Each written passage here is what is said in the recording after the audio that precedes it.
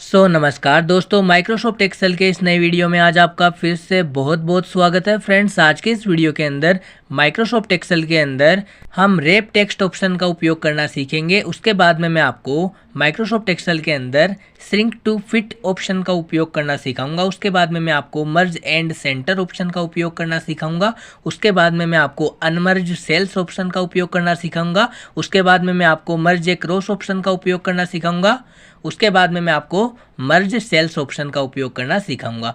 इन सभी ऑप्शंस को आज के इस वीडियो के अंदर एक एक करके हम लोग क्लियर करने वाले। तो आपसे छोटी सी रिक्वेस्ट है कि प्लीज़ इस वीडियो को आप स्टार्टिंग से लेके एंड तक जरूर से देखना। वीडियो बहुत ही इंटरेस्टिंग वीडियो होने वाला है, इसीलिए मैं आपको बार बार रिपीट कर रहा हूँ कि वीडियो को स्किप मत करना, स्टार्टिंग से लेके एंड तक देखना। एक एक पॉइंट मैं आपको बारीकी से बताऊंगा ताकि आपको और बेहतर तरीके से यहाँ पे समझ में आए। समझ गए फ्रेंड? तो सबसे पहले फ्रेंड मैं क्या करूंगा, नीचे जो माइक्रोसॉफ्ट एक्सेल है मैं इसको यहाँ से ओपन कर लूंगा। ओपन करने के बाद में जितने भी इंपॉर्टेंट ऑप्शन अभी मैंने आपको बताए उन सभी ऑप्शंस को स्टेप बाय स्टेप एक एक करके हम यहाँ पे क्लियर करने वाले हैं। सबसे पहले फ्रेंड मैं आपको बताऊंगा कि माइक्रोसॉफ्ट एक्सेल के अंदर रैप टेक्स्ट ऑप्शन का उपयोग हम किस तरीके से कर सकते हैं। रैप टेक्स्ट ऑप्शन कहाँ पे आता है फ्रेंड?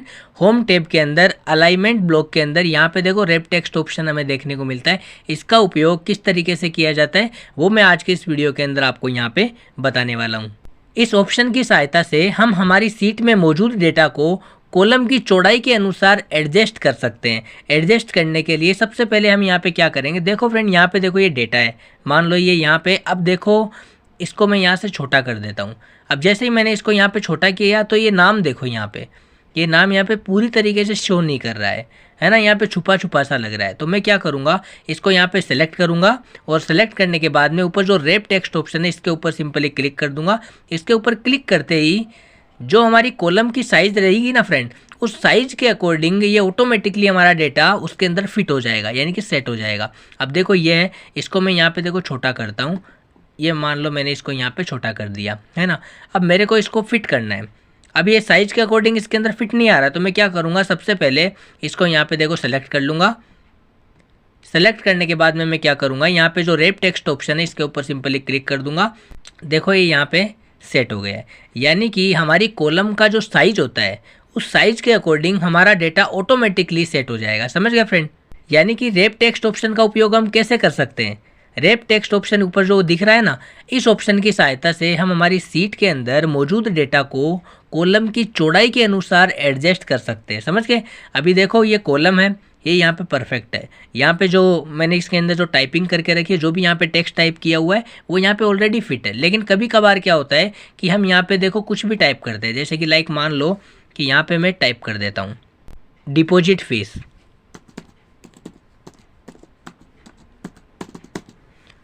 अब जैसे कि मान लो कि मैंने यहाँ पे डिपॉजिट फीस यहाँ पे टाइप किया है। अब देखो जो कॉलम का जो साइज़ है ना, उस साइज़ के अकॉर्डिंग देखो ये थोड़ा बाहर आ रहा है ना, फिट नहीं हो रहा है अच्छी तरीके से। तो मैं इसको यहाँ पे सेलेक्ट करूँगा और यहाँ पे जो रैप टेक्स्ट का जो ऑप्शन है ना, मैं सिंपली इसके ऊपर क्लिक कर दूँगा। क्लिक करते ही जो हमारा साइज़ है कॉलम का, यानी कि जो कॉलम की चौड़ाई है ना, उस चौड़ाई के अकॉर्डिंग हमारा डेटा ऑटोमेटिकली उसके अंदर फिट हो जाता है। समझ गए फ्रेंड? चाहे वो ऊपर हो चाहे नीचे हो, वो ऑटोमेटिकली एडजस्ट हो जाता है। तो सबसे पहला ऑप्शन क्लियर हो गया कि माइक्रोसॉफ्ट एक्सेल के अंदर हम रैप टेक्स्ट ऑप्शन का उपयोग किस तरीके से कर सकते हैं। सिंपल सा फंडा है फ्रेंड कि इस ऑप्शन की मदद से हम कॉलम की चौड़ाई के अनुसार हमारे डेटा को फिट कर सकते हैं। समझ गए? अब मैं वापस से कंट्रोल जेड के ऊपर क्लिक करके वापस से उसी पोजीशन के अंदर आ जाता हूँ जहाँ हम पहले थे। क्लियर हो गया फ्रेंड? अब मैं आपको बताऊंगा श्रिंक टू फिट ऑप्शन का उपयोग करना। माइक्रोसॉफ्ट एक्सेल के अंदर होम टैब के अंदर जो अलाइनमेंट ब्लॉक है उसके साइड में देखो एक छोटा सा एरो होता है, उसके ऊपर मैं जैसे ही क्लिक करूंगा तो यहाँ पे एक ऑप्शन हमें देखने को मिल जाता है टेक्स्ट कंट्रोल। इसके अंदर ये ऑप्शंस आते हैं, यहाँ पे देखो श्रिंक टू फिट ऑप्शन यहाँ पे देखने को मिल जाता है। श्रिंक टू फिट ऑप्शन का उपयोग करने के लिए हमें क्या क्या करना पड़ेगा वो मैं आपको बता देता हूँ। सबसे पहले मैं यहाँ से कैंसिल कर देता हूँ। अब इस ऑप्शन का उपयोग करने के लिए सबसे पहले हमारी सीट के अंदर जो डेटा मौजूद है उसको हमें सेलेक्ट करना है। जिसको भी हमें श्रिंक करना है ना, उस डेटा को हमें यहाँ पे सेलेक्ट करना है। तो सबसे पहले हम क्या करेंगे, जो मौजूद डेटा है, मौजूद टेक्स्ट है, उसको सबसे पहले हम सेलेक्ट कर लेंगे। मान लो मैंने ये यहाँ पे सेलेक्ट कर लिया है। अब मैंने यहाँ से लेके, अब मान लो कि यहाँ से लेके मैंने यहाँ तक इसको सेलेक्ट कर लिया है। सेलेक्ट करने के बाद मैं क्या करूँगा, होम टैब के अंदर अलाइनमेंट ब्लॉक के अंदर यहाँ पे छोटा सा एरो इसके ऊपर क्लिक करूंगा और यहाँ पे श्रिंक टू फिट है इसके ऊपर क्लिक करूंगा और इसको ओके वाले बटन के ऊपर क्लिक कर दूंगा। अब इससे फ्रेंड क्या हुआ वो मैं आपको बताता हूँ। अब देखो ये यहाँ पे ऑटोमेटिकली पहले से फिट था। अब देखो यहाँ पे देखो जब भी मैं कॉलम की चौड़ाई बढ़ाऊंगा या घटाऊंगा तो ये उसके अकॉर्डिंग ऑटोमेटिकली छोटा या बड़ा हो जाएगा। अब जैसे कि मान लो मैं इसको इतना बड़ा करता हूँ या फिर मान लो मैं इसको छोटा करता हूँ, तो ये देखो मैंने छोटा किया ये छोटा हो गया, बड़ा किया बड़ा हो गया, इसको कोई फ़र्क नहीं पड़ रहा है, कोई फ़र्क नहीं पड़ रहा है। ये देखो यहाँ पे, समझ गए फ्रेंड। अब इसको मैं यहाँ पे छोटा कर दूंगा ना तो ये देखो ऑटोमेटिकली साइज़ के अकॉर्डिंग ऑटोमेटिकली छोटा हो जाएगा। देखो यहाँ पे ये ऑटोमेटिकली हो जाएगा, हो रहा है ना यहाँ पे। अब मान लो कि अगर मैं उस ऑप्शन का उपयोग ना करूं, एक बार मैं वापस से कंट्रोल जेड के ऊपर क्लिक करके वापस से पहले वाली पोजीशन के अंदर आ जाता हूं। अब मैं आपको बताता हूं, देखो मान लो उस ऑप्शन का उपयोग मैं नहीं करूंगा, समझ गए। इसके ऊपर मैंने क्लिक मान लो नहीं किया है।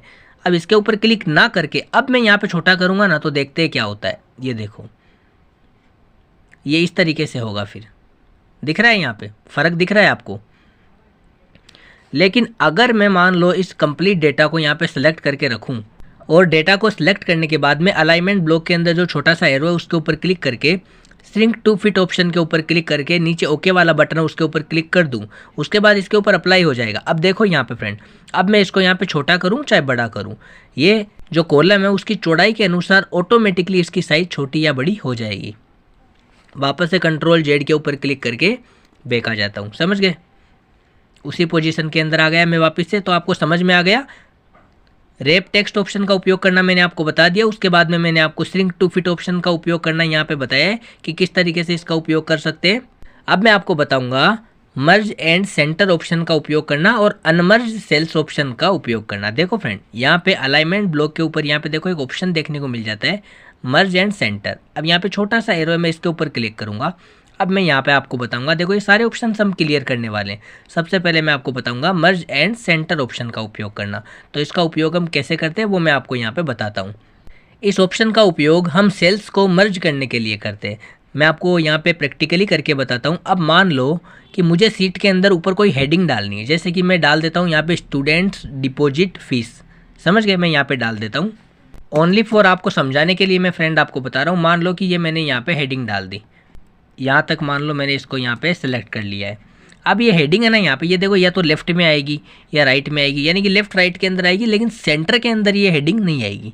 अब इसके लिए हम क्या करेंगे, इसके लिए मैं क्या करूँगा, होम टैब के अंदर जो अलाइनमेंट ब्लॉक है इसके अंदर मर्ज एंड सेंटर ऑप्शन का उपयोग करूँगा। इसके ऊपर छोटा सा एरो यहाँ पे क्लिक करेंगे और मर्ज एंड सेंटर ऑप्शन के ऊपर जैसे ही मैं क्लिक करूँगा तो ये देखो हमारी जो हेडिंग है ना वो बीच के अंदर आ जाएगी, सेंटर में एकदम, समझ गए फ्रेंड। अब मान लो मुझे किसी टेक्स्ट को अनमर्ज करना हो वापस से, तो मैं क्या करूँगा, इसको मैंने यहाँ पे सिलेक्ट करके रखा है। अब मुझे इसको अनमर्ज करना है तो मैं क्या करूँगा, मर्ज एंड सेंटर वाले ऑप्शन के साइड में छोटा सा एरो है, इसके ऊपर क्लिक करूँगा और नीचे अनमर्ज सेल का ऑप्शन यहाँ पे देखने को मिल जाता है। मैं सिंपली इसके ऊपर क्लिक करूँगा, ये देखो अनमर्ज हो गया ना वापस से ये। अब इसको हटाना है, मैं यहाँ से हटा दूँगा, डिलीट कर दूँगा। क्लियर हो गया। अब मैं आपको बताऊंगा एक्सेल में मर्ज अक्रॉस ऑप्शन का उपयोग करना। ये कहाँ पे होता है वो मैं आपको बताता हूँ। यहाँ पे देखो मर्ज एंड सेंटर का ऑप्शन है, साइड में छोटा सा एरो है, इसके ऊपर क्लिक करूंगा। यहाँ पे मर्ज अक्रॉस ऑप्शन का उपयोग करना अब मैं आपको यहाँ पे बताने वाला हूँ। जैसे कि मान लो फ्रेंड्स कि यहाँ पे ये मैंने डेटा टाइप करके रखा है, तो सबसे पहले मैं इस डेटा को यहाँ पे सेलेक्ट कर लेता हूँ। डेटा को मैंने यहाँ पे सेलेक्ट कर लिया। अब मुझे यहाँ पे 3 कॉलम यहाँ पे सेलेक्ट करने, तो मैंने यहाँ पे 3 कॉलम्स यहाँ पे सेलेक्ट कर ली। और अब मैं क्या करूँगा कि यहाँ पे जो मर्ज एंड सेंटर वाला ऑप्शन है इसके साइड में छोटा सा एरो है, मैं इसके ऊपर क्लिक करके यहाँ पे मर्ज अक्रॉस ऑप्शन के ऊपर क्लिक करूँगा। अब इसके ऊपर जैसे ही मैंने क्लिक किया तो क्या हुआ, इसके ऊपर जैसे ही मैंने क्लिक किया तो रो तो हमारी वैसी ही है, जो रोज है ना हमारी वो तो हमारी वैसी ही है, लेकिन कॉलम पूरी तरीके से मर्ज हो चुकी है, यानी कि गायब हो चुकी है। मतलब कि 3 कॉलम की जगह 1 कॉलम हो गई है। पहले 3 कॉलम थी यहाँ पे, है ना, अब उस कॉलम्स यहाँ पे हट गई और यहाँ पे ये सिंगल 1 कॉलम यहाँ पे रह गई। और ये जो हमारा डेटा है ना, ये यहाँ पे सेंटर के अंदर क्यों आया पता है, क्योंकि यहाँ पे देखो यहाँ पे अलाइनमेंट जो हमारा है ना वो सेंटर के अंदर था, दिख रहा है आपको यहाँ पे, तो ये सेंटर अलाइनमेंट यहाँ पे आ गया, यानी कि बीच में। तो मर्ज अक्रॉस ऑप्शन आपको समझ में आ गया। अब मैं आपको बताऊंगा मर्ज सेल ऑप्शन का उपयोग करना। वो भी यहाँ पे मर्ज एंड सेंटर वाले ऑप्शन के साइड में छोटा सा एरो है, इसके ऊपर क्लिक करने पर नीचे ऑप्शन देखने को मिल जाता है मर्ज सेल्स का। इस ऑप्शन पर क्लिक करने पर हमारे द्वारा जितना भी सिलेक्टेड एरिया है वो सब हटकर एक सेल में कन्वर्ट हो जाएगा। जैसे कि मैं आपको बता देता हूँ, यहाँ पे कंट्रोल जेड के ऊपर मैं वापस से यहाँ पे क्लिक करके सेम उसी पोजीशन के अंदर यहाँ पे आ जाता हूँ। मर्ज एंड सेल्स ऑप्शन का उपयोग करके हमारे द्वारा जितना भी सिलेक्टेड एरिया है वो सब हटकर एक सेल के अंदर कन्वर्ट हो जाएगा। मैं आपको यहाँ पे प्रैक्टिकली करके बताता हूँ। जैसे कि मान लो यहाँ पे ये सेल है, मैंने इसको यहाँ पे सिलेक्ट कर लिया।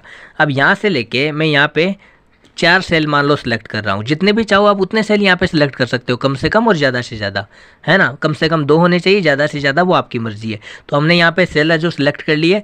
सेलेक्ट करने के बाद में हम क्या करेंगे, मर्ज एंड सेंटर वाला ऑप्शन, इसके साइड में छोटा सा एरो है, इसके ऊपर हम क्लिक करेंगे। क्लिक करने के बाद में यहाँ पे मर्ज सेल्स ऑप्शन का उपयोग करेंगे। इसके ऊपर जैसे ही हम क्लिक करेंगे तो देखो क्या हुआ, जितना भी एरिया हमने सेलेक्ट किया था वो सारा एरिया यहाँ पे हट गया और एक सेल के अंदर कन्वर्ट हो गया। दिख रहा है आपको यहाँ पे। तो फाइनली आज के इस वीडियो के अंदर हमने क्या सीखा, आज के इस वीडियो के अंदर हमने सीखा कि रैप टेक्स्ट ऑप्शन का उपयोग हम माइक्रोसॉफ्ट एक्सेल के अंदर कैसे कर सकते हैं। उसके बाद में मैंने आपको श्रिंक टू फिट ऑप्शन का उपयोग करना बताया। उसके बाद में मैंने आपको मर्ज एंड सेंटर ऑप्शन का उपयोग करना बताया। उसके बाद में मैंने आपको अनमर्ज सेल्स ऑप्शन का उपयोग करना बताया। फिर हमने सीखा कि मर्ज अक्रॉस ऑप्शन का उपयोग कैसे कर सकते हैं। उसके बाद में मैंने आपको बताया कि मर्ज सेल्स ऑप्शन का उपयोग किस तरीके से कर सकते हैं।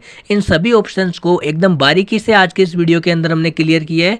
तो आशा करता हूं कि आपको ये वीडियो बहुत ही अच्छी तरीके से समझ में आया होगा। अगर ये वीडियो आपको पसंद आया हो तो आपसे छोटी सी रिक्वेस्ट है, प्लीज़ इस वीडियो को आप लाइक कर दीजिए। और हमारे यूट्यूब चैनल के ऊपर अभी आप नए हो तो जल्दी से आप हमारे यूट्यूब चैनल को सब्सक्राइब करके साइड में जो बेल आइकन है उसके ऊपर क्लिक कर देना, ताकि जब भी मैं कोई नया वीडियो लेके आऊँ तो उसका नोटिफिकेशन सबसे पहले फ्रेंड आपको मिल सके।